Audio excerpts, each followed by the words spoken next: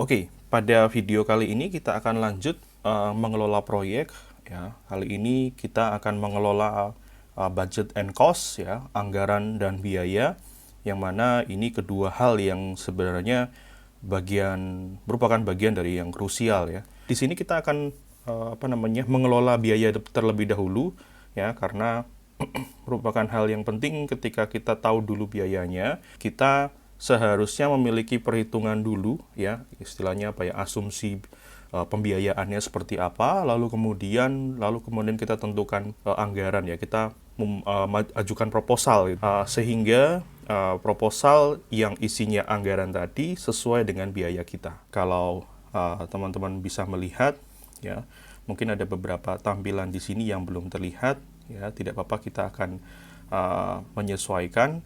Di sini yang harus ada ya, yang harus ada adalah resource ya, karena pembiayaan itu kebanyakan adalah pembiayaan sumber daya manusia ya, dan nanti ada beberapa sumber daya lain ya selain sumber daya manusia ya.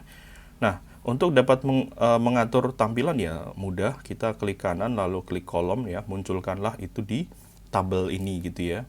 Nah, seperti itu, nanti tinggal dicari saja di bagian mana. Untuk bisa menambahkan resource, sebenarnya kita tinggal memilih saja yang sudah ada ya.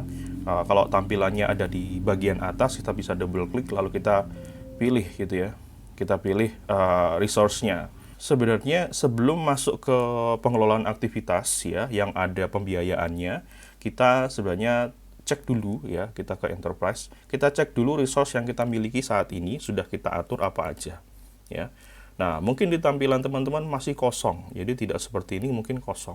Klik add saja, lalu nanti akan muncul informasi seperti ini. Pada awalnya semua tidak tertampil, entah mengapa, saya nggak tahu kenapa tidak tertampil semua ya. Tetapi kalau kita menambahkan resource ya, semua resource ini akan tertampil. Kita klik OK, lalu ada resource tertambah di situ dan ada pop-up muncul ya. Nah, di sini kita bisa cancel aja untuk kalau kita tidak ingin menambahkan sekarang ya, kita bisa cancel, lalu resource-nya akan hilang seperti itu.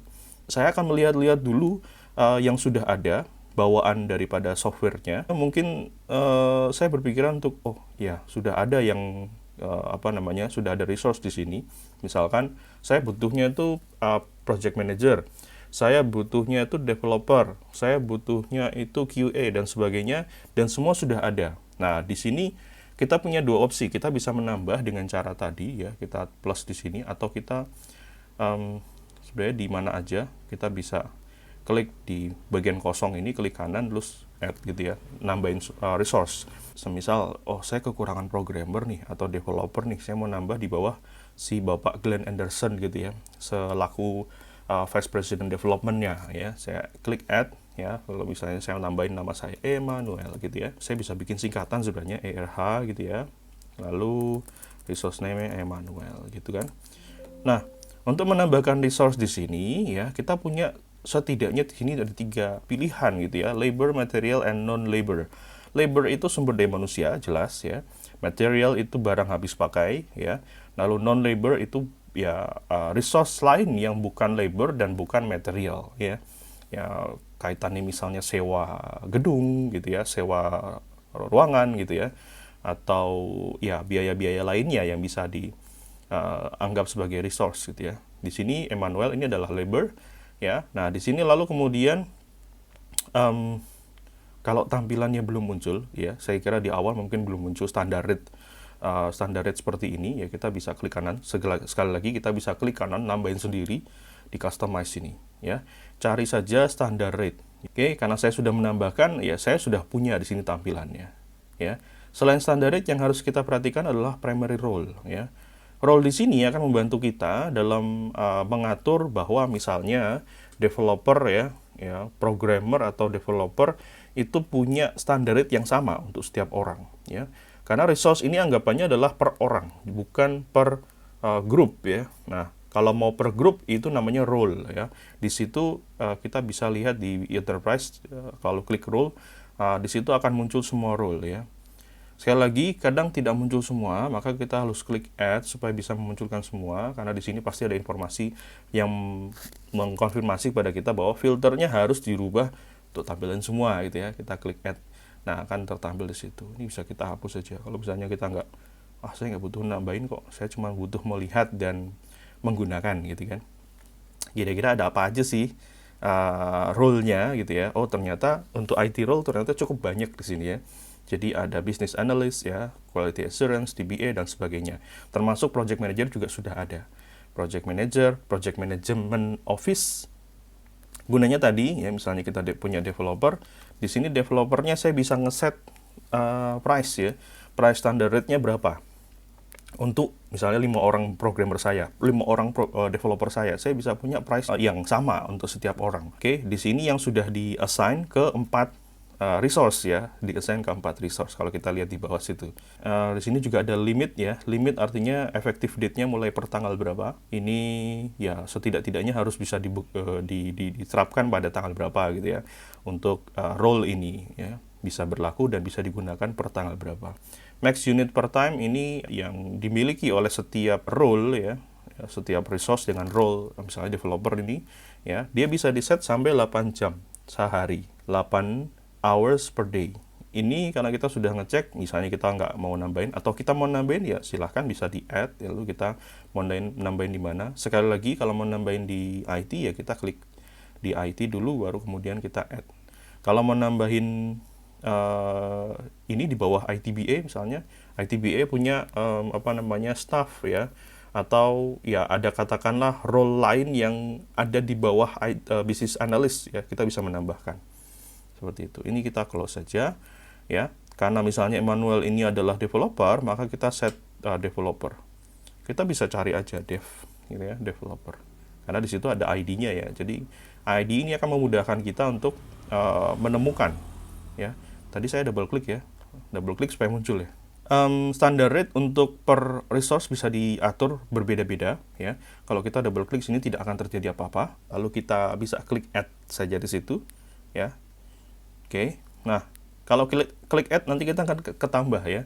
Karena hari ini tanggal 18 maka dia ngambil hari ini tanggal 18 ini gitu ya. Nah, kita bisa double klik di standard rate misalkan ya.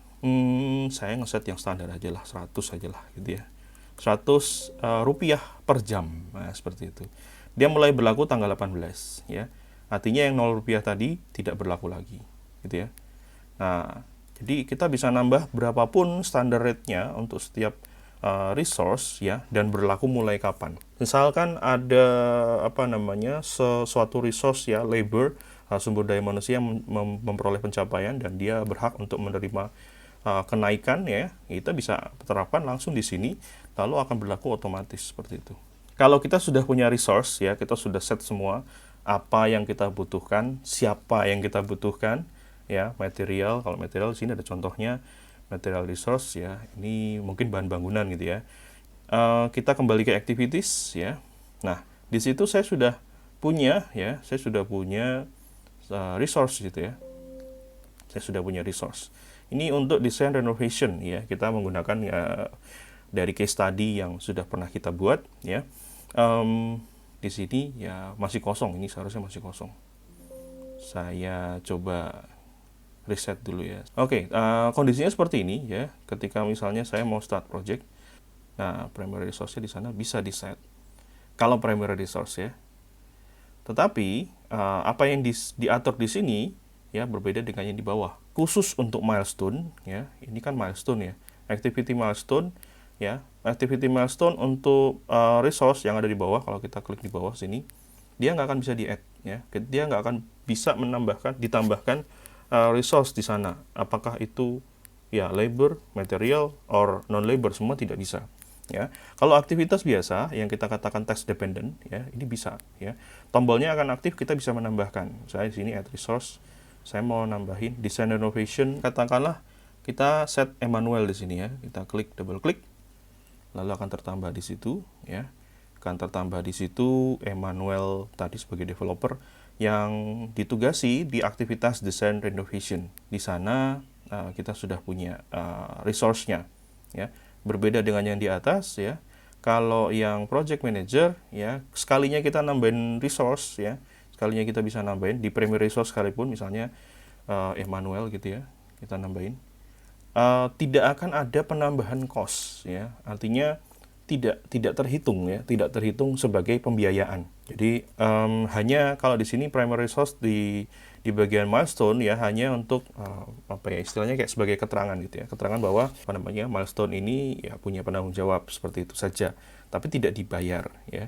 Kalau mau dibayar ya berarti harus set yang task dependent atau yang lain selain milestone. Seperti ini kalau untuk review and approve harusnya kan project manager ya. Project manager. Oke, kalau kita mau menambahkan lebih dari satu, sebenarnya kita tinggal double klik saja di sini. Kita nambahin satu lagi gitu ya. Double klik kita bisa nambahin.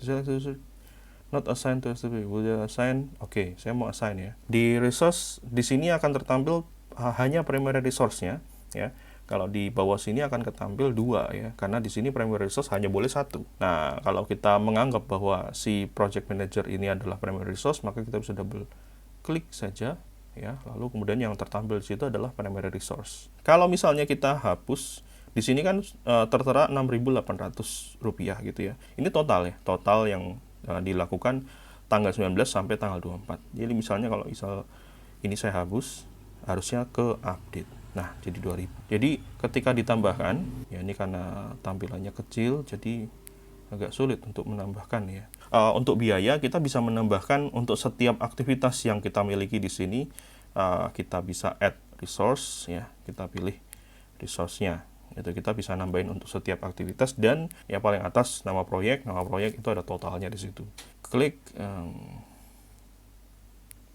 lalu ada recalculate assignment cost ya, just in case kalau misalnya dari tampilan ada yang beda gitu ya. Nah, dari cost ini lalu kemudian kita akan ya kumpulkan totalnya seperti ini. Lalu kita mau mengajukan penganggaran ya, kita ajukan anggaran. Kita buat proposal, kita ajukan kepada sponsor. Nah, bagaimana kita bisa mencatatnya di dalam Primavera ya? Caranya adalah ya kita harus buka project ya, tab project di sini. Kalau kita klik yang budget log, kemungkinan terbesar ya teman-teman akan fokusnya, kursornya akan fokus ke atas, dan kalau kita lihat budget lognya kemungkinan sudah terisi original budget 1,175 atau mungkin angkanya berbeda dengan punya saya ya. Ini jangan bingung ya, karena di sini kita fokusnya bukan yang seluruhan proyek yang ada di sini termasuk sampelnya atau demo di sini, tetapi kita hanya melihat project kita yang creating project di sini. Kita klik di bagian tampilan budget log ini ya, di bagian tampilan budget log kita punya 2 bagian, ada yang namanya original budget dan juga budget yang di sini di change log. Keduanya akan merubah current budget dan juga proposed budget. Sebagai contoh di sini 2 juta. Kalau kita memasukin original budget, maka current budget dan proposed budget akan ke-update. Kapan menggunakan original budget? Yaitu pada saat di awal proyek, ya, kita sudah memiliki pendanaan yang tidak memerlukan persetujuan, artinya modal awal. Udah, itu jadi langsung jadi current budget kita. Langsung jadi proposed budget kita. Kalau misalnya kita menggunakan urutan seperti tadi ya, dari activities kita menentukan biaya ya, kita punya biaya lalu kita propose budget kita, maka ya kita jangan meletakkannya di original budget, kita catatkan ada di bagian budget change log, kita add, kita tambahin 2 juta tadi seperti itu ya.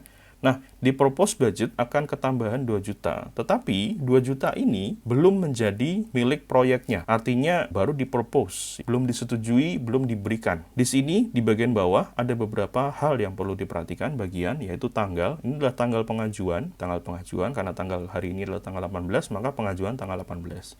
Bagian ini bisa kita rubah. Bisa kita rubah pengajuan mungkin tanggal 17, mundur atau maju. Kita mau menambahkan yang bertanggung jawab siapa? Emmanuel misalnya. Ya, bisa kita ketikkan di situ. Alasannya apa? Alasannya ya dana awal proyek. Misalnya seperti itu. Bisa diketikkan juga.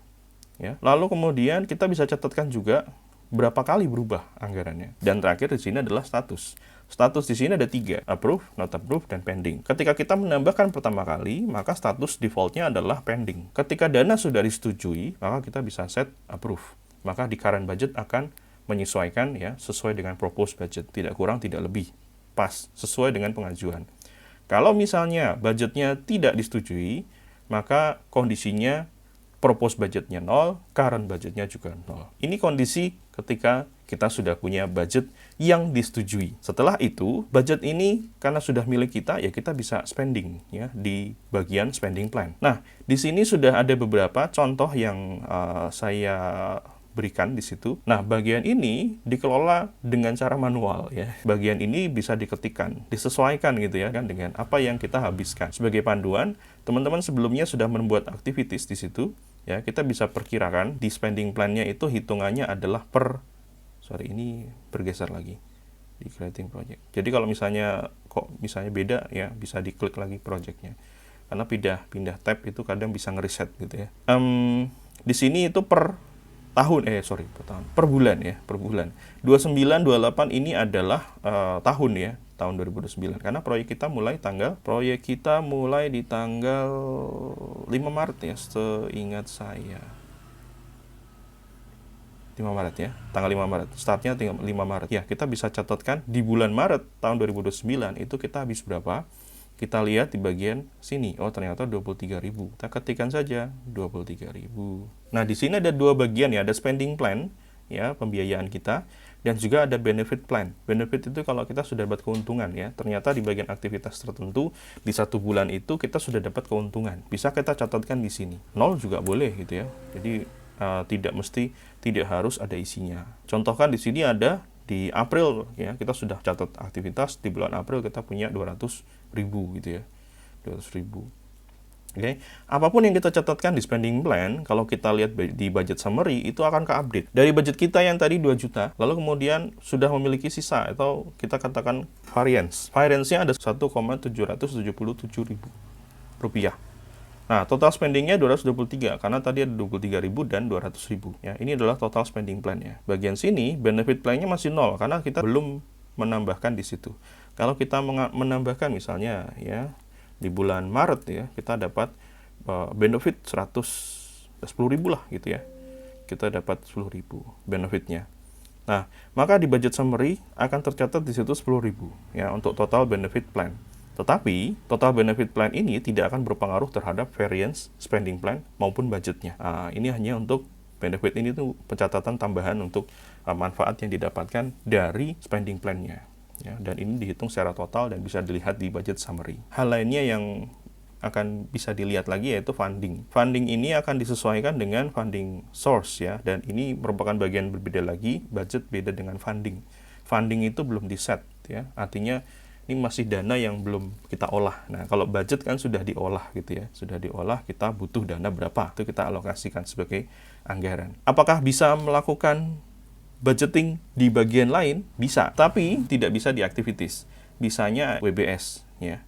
Di WBS kita bisa memiliki budgeting yang yang terpisah, yang lebih detail ya. Misalkan di sini saya punya WBS design structure. Ini bisa kita tambahkan untuk setiap WBS di sini bisa kita tambahkan budgetnya, karena di bagian sini ada tampilan yang sama dengan yang di project ya, budget log, spending plan, budget summary, dan itu bisa ditambahkan. Tetapi memang kalau misalnya kita baru latihan ya, baru awal menggunakan Primavera, saya sarankan bisa membuat budgeting itu di level project dulu. Kalau kita sudah punya rencana yang spesifik mengenai perencanaan proyeknya, berarti kita bisa set itu di level yang lebih detail di WBS.